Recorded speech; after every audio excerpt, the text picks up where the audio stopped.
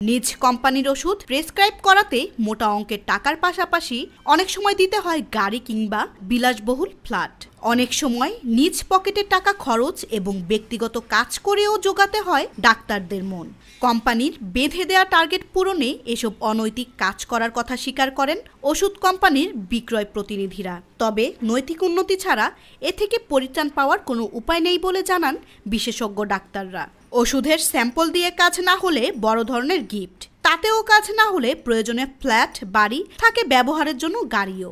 নিজ কোম্পানির ওষুধ প্রেসক্রাইব করাতে প্রয়োজনে ডাক্তারদের ব্যক্তিগত কাজ করার কথাও স্বীকার করলেন নাম প্রকাশে অনিচ্ছুক ওষুধ কোম্পানির একজন বিক্রয় প্রতিনিধি।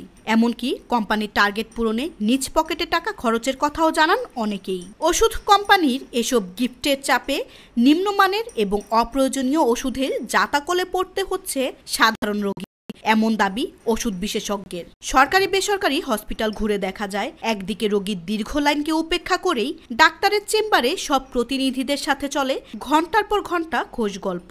তবে এসব অনৈতিক কর্মকাণ্ড থেকে ডাক্তারদের বিরত রাখতে শুধু আইন দিয়ে নয়, নৈতিক শিক্ষার প্রয়োজন বলে মনে করেন বিশেষজ্ঞ ডাক্তার।